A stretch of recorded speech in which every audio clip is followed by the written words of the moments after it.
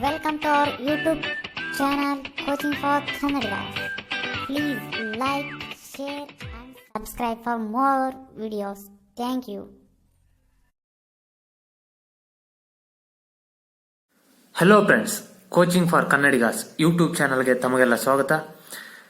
ಈ ಒಂದು ವಿಡಿಯೋದಲ್ಲಿ ನಾವು ಅಮೆರಿಕದ ಅಧ್ಯಕ್ಷರು ಹಾಗೂ ಭಾರತದ ಅಧ್ಯಕ್ಷರು ಅಥವಾ ಅಮೆರಿಕದ ರಾಷ್ಟ್ರಪತಿಗಳು ಮತ್ತು ಭಾರತದ ರಾಷ್ಟ್ರಪತಿಗಳ ನಡುವಿನ ಒಂದು ವ್ಯತ್ಯಾಸಗಳನ್ನು ತಿಳ್ಕೊಳ್ಳೋಣ.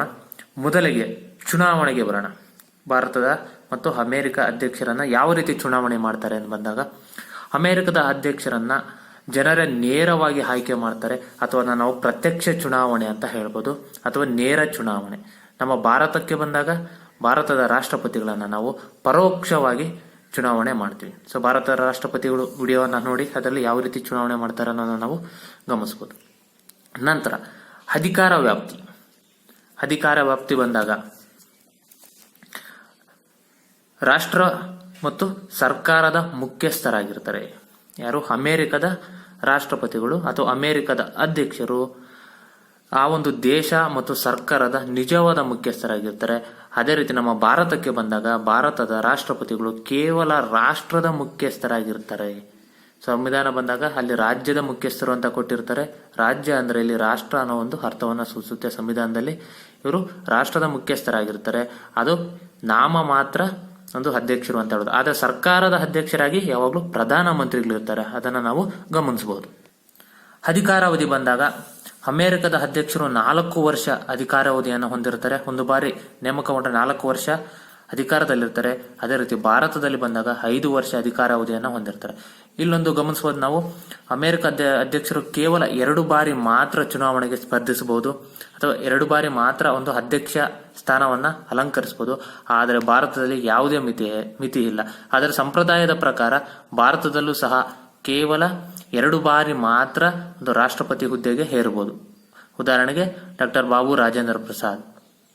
ಅದ ನಂತರ ತೆಗೆದುಹಾಕುವಿಕೆ, ಹೇಗೆ ಅವರನ್ನ ರಿಮೂವ್ ಮಾಡ್ತಾರೆ, ಹುದ್ದೆಯಿಂದ ತೆಗಿತಾರೆ ಅನ್ನೋದಾಗ ಇಬ್ಬರದು ಸಹ ಮಹಾಭಿಯೋಗ ಮುಖಾಂತರ ಅಥವಾ ಇಂಪೀಚ್ಮೆಂಟ್ ಅಂತ ಕರಿತೀವಿ. ಇದರ ಮುಖಾಂತರ ಏನ್ ಮಾಡ್ತಾರೆ, ರಾಷ್ಟ್ರಪತಿ ಹುದ್ದೆಯಿಂದ ತೆಗೆದು ಹಾಕ್ತಾರೆ. ಇಲ್ಲಿ ಒಂದು ಇನಿಷಿಯೇಷನ್ ಅಥವಾ ಒಂದು ಮಸೂದೆಯನ್ನ ಮೇಲ್ಮನೆ ಅಥವಾ ಸೆನೆಟ್ ನಲ್ಲಿ ಏನ್ ಮಾಡ್ತಾರೆ, ಮಂಡಿಸ್ತಾರೆ ಅಂತ ಹೇಳ್ಬೋದು. ಆದ್ರೆ ಕೆಳಮನೆಯಲ್ಲಿ ಮಂಡಿಸುವಂಗಿಲ್ಲ, ಎಲ್ಲಿ? ಅಮೆರಿಕದಲ್ಲಿ. ಅದೇ ನಮ್ಮ ಭಾರತದಲ್ಲಿ ಬಂದ್ರೆ ರಾಜ್ಯಸಭೆ ಅಥವಾ ಲೋಕಸಭೆ ಎರಡರಲ್ಲಿ ಎಲ್ಲಿ ಬೇಕಾದ್ರೂ ಒಂದು ಮಸೂದೆಯನ್ನ ಇನಿಷಿಯೇಟ್ ಮಾಡಬಹುದು ಅಥವಾ ಪ್ರಾರಂಭಿಸಬಹುದು. ಜವಾಬ್ದಾರಿ ಅಥವಾ ಹೊಣೆ ಬಂದಾಗ ಈ ಅಮೆರಿಕದ ಅಧ್ಯಕ್ಷರು ಯಾರಿಗೂ ಜವಾಬ್ದಾರರಲ್ಲ. ಸೊ ಅವರು ಯಾವ ಒಂದು ಡಿಸಿಷನ್ ಅನ್ನ ತಗೊಳ್ತಾರೋ ಅದು ಫೈನಲ್ ಅಂತ ಹೇಳ್ಬೋದು. ಆದರೆ ರಾಷ್ಟ್ರಪತಿಗಳು ಸಂಸತ್ತಿಗೆ ಅವರು ಬದ್ಧರಾಗಿರ್ಬೇಕಾಗುತ್ತೆ. ವಿಟೋ ಅಧಿಕಾರಗಳನ್ನು ನೋಡೋದಾದ್ರೆ, ವಿಟೋ ಅಧಿಕಾರ ಅಥವಾ ಮಸೂದೆಯನ್ನ ಹಿಂತಿರುಗಿಸಬಹುದು. ಸೊ ಅಮೆರಿಕದ ಅಧ್ಯಕ್ಷರಿಗೂ ಪವರ್ ಇದೆ, ಭಾರತದ ಅಧ್ಯಕ್ಷರಿಗೂ ಸಹ ಅಥವಾ ರಾಷ್ಟ್ರಪತಿಗಳಿಗೂ ಸಹ ಒಂದು ಪವರ್ ಇದೆ ಅಂತ ಹೇಳ್ಬೋದು. ಆದರೆ ಇವರು ಒಂದು ಬಾರಿ ಏನಾದ್ರೂ ಒಂದು ಮಸೂದೆಯನ್ನ ಹಿಂತಿರುಗಿಸಿದ್ರೆ ನಂತರ ಆ ಮಸೂದೆ ಅಲ್ಲಿನ ಒಂದು ಸದನದಲ್ಲಿ 2/3 ಬಹುಮತ ಪಡೆದು ನಂತರ ರಾಷ್ಟ್ರಪತಿಯ ಒಂದು ಸಿಗ್ನೇಚರ್ ಅಥವಾ ಸಹಿಗೆ ಬಂದಾಗ ಅದನ್ನು ಕಂಪಲ್ಸರಿ ಏನಾಗಬೇಕು, ಅವರು ಸಿಗ್ನೇಚರ್ ಮಾಡಬೇಕಾಗುತ್ತೆ ಅಥವಾ ಮಸೂದೆ ಅಂಗೀಕಾರ ಆಗಿದೆ ಅಂತ ಅರ್ಥ. ಆದ್ರೆ ಭಾರತದಲ್ಲಿ ಏನಾದ್ರೂ ಒಂದು ಬಾರಿ ರಾಷ್ಟ್ರಪತಿ ಮಸೂದೆಯನ್ನ ಹಿಂತಿರುಗಿಸಿದ್ರೆ ನಂತರ ಅದನ್ನ ಸಂಸತ್ತು ಸರಳ ಬಹುಮತದಿಂದ ಮತ್ತೆ ಏನಾದ್ರೂ ರಾಷ್ಟ್ರಪತಿಯ ಬಳಿ ಕಳಿಸಿದ್ರೆ ರಾಷ್ಟ್ರಪತಿಯವರು ಏನ್ ಮಾಡ್ಬೇಕಾಗುತ್ತೆ, ಒಪ್ಕೋಬೇಕು. ಅಂದ್ರೆ ಇಲ್ಲಿ ವಿಶೇಷ ಬಹುಮತ, ಭಾರತದಲ್ಲಿ ಕೇವಲ ಸರಳ ಬಹುಮತ. ರಾಜ್ಯಗಳಿಗೆ ಸಂಬಂಧಪಟ್ಟಂಗೆ ಮಸೂದೆ ನೋಡೋದಾದ್ರೆ ಅಮೆರಿಕ ಅಧ್ಯಕ್ಷರಿಗೆ ಯಾವುದೇ ಅಧಿಕಾರ ಇರೋದಿಲ್ಲ.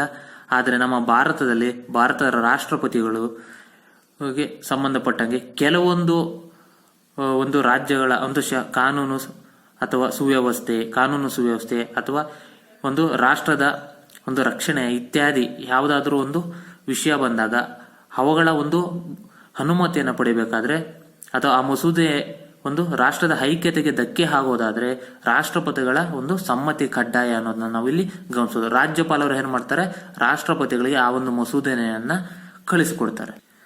ಅದೇ ರೀತಿ ಶಾಸಕಾಂಗ ರದ್ದು ಮಾಡುವಿಕೆ. ಅಮೆರಿಕದ ಅಧ್ಯಕ್ಷರಿಗೆ ಯಾವುದೇ ಶಾಸಕಾಂಗವನ್ನ ರದ್ದು ಮಾಡುವಂತಹ ಅಧಿಕಾರ ಇಲ್ಲ. ಸೆನೆಟ್ ಇರ್ಬೋದು ಅಥವಾ ಕಾಂಗ್ರೆಸ್ ಅಂತ ಏನ ಕರಿತೀವಿ, ರದ್ದು ಮಾಡುವ ಅಧಿಕಾರ ಇಲ್ಲ. ಆದ್ರೆ ಭಾರತದ ರಾಷ್ಟ್ರಪತಿಗಳಿಗೆ ಬಂದಾಗ ಈ ಒಂದು ಅಧಿಕಾರ ಇದೆ ಅನ್ನೋದನ್ನ ನಾವು ಗಮನಿಸಬಹುದು. ಭಾರತದ ರಾಷ್ಟ್ರಪತಿಗಳು ಲೋಕಸಭೆಯನ್ನ ರದ್ದು ಮಾಡಬಹುದು, ಆದರೆ ರಾಜ್ಯಸಭೆಯನ್ನ ರದ್ದು ಮಾಡೋದಕ್ಕೆ ಬರಲ್ಲ, ಯಾಕಂದ್ರೆ ಅದು ಶಾಶ್ವತ ಸದನ. ಇತರೆ ವಿಷಯಗಳು ಬಂದಾಗ ಯಾವ ವಿಷಯಗಳಲ್ಲಿ ವ್ಯತ್ಯಾಸ ಬರುತ್ತೆ ಅಂತ ಕಂಡು ಬರೋದಾದ್ರೆ, ಸಂಪುಟ ಸಚಿವರ ಸಲಹೆ ಮೇಲೆಗೆ ಅಮೆರಿಕದ ಅಧ್ಯಕ್ಷರು ಕೆಲಸ ಮಾಡೋದಿಲ್ಲ. ಇಲ್ಲಿ ಸಂಪುಟ ಸಚಿವರು ಅಥವಾ ಕ್ಯಾಬಿನೆಟ್ ಮಿನಿಸ್ಟರ್ಸ್ ಬಂದಾಗ ಇವರು ಯಾವುದೇ ಒಂದು ಸದನದ ಸದಸ್ಯರಾಗಿರೋದಿಲ್ಲ, ಅದರಿಂದ ರಾಷ್ಟ್ರಪತಿಗಳು ಇವರ ಮೇರೆಗೆ ಒಂದು ಕೆಲಸವನ್ನ ಮಾಡೋದಿಲ್ಲ. ಆದರೆ ಭಾರತದ ರಾಷ್ಟ್ರಪತಿಗಳು ಸಂಪುಟ ಸಚಿವರ ಸಲಹೆ ಮೇರೆಗೆ ಇವರು ಕಾರ್ಯ ಮಾಡಬೇಕಾಗುತ್ತೆ, ಯಾಕಂದ್ರೆ ಇವರು ಒಂದು ಪಾರ್ಲಿಮೆಂಟ್ನ ಸದಸ್ಯರಾಗಿರ್ತಾರೆ ಅನ್ನೋದನ್ನ ನಾವು ಗಮನಿಸಬಹುದು. ಅದೇ ರೀತಿ ತುರ್ತು ಪರಿಸ್ಥಿತಿ ಅಧಿಕಾರಿಗಳು ಬಂದಾಗ ಅಮೆರಿಕ ಅಧ್ಯಕ್ಷರಿಗೆ ಕಡಿಮೆ, ಅಮೆರಿಕ ಅಧ್ಯಕ್ಷರಿಗೆ ಹೋಲಿಸಿದರೆ ನಮ್ಮ ಭಾರತದ ಅಧ್ಯಕ್ಷರಿಗೆ ಅಥವಾ ರಾಷ್ಟ್ರಪತಿಗಳಿಗೆ ಅತಿ ಹೆಚ್ಚು ತುರ್ತು ಪರಿಸ್ಥಿತಿ ಅಧಿಕಾರಗಳಿದೆ ಅನ್ನೋದನ್ನ ನಾವು ಗಮನಿಸಬಹುದು. ಇದು ಅಮೆರಿಕ ಮತ್ತು ಭಾರತದ ರಾಷ್ಟ್ರಪತಿ ನಡುವಿನ ಒಂದು ವ್ಯತ್ಯಾಸಗಳು ಅಂತ ಹೇಳ್ಬೋದು. ಈ ಒಂದು ವಿಡಿಯೋ ನಿಮಗೆ ಇಷ್ಟ ಆದರೆ ಈಗಾಗಲೇ ಸಬ್ಸ್ಕ್ರೈಬ್ ಆಗಿಲ್ಲ ಅಂದ್ರೆ ದಯವಿಟ್ಟು ಸಬ್ಸ್ಕ್ರೈಬ್ ಆಗಿ, ಪಕ್ಕದಲ್ಲೇ ಇರುವಂತಹ ಬೆಲ್ ಬಟನ್ ಹೊತ್ತೋದನ್ನ ಮರಿಬೇಡಿ. ನೋಟಿಫಿಕೇಶನ್ ಮುಖಾಂತರ ನಿಮಗೆ ಎಲ್ಲಾ ಹೊಸ ವಿಡಿಯೋಗಳು ಆದಷ್ಟು ಬೇಗ ತಲುಪುತ್ತೆ. ನಮ್ಮ ಚಾನಲ್ನ ಎಲ್ಲಾ ವಿಡಿಯೋಗಳನ್ನ ವೀಕ್ಷಣೆ ಮಾಡ್ತಾ ಇರಿ. Thank you.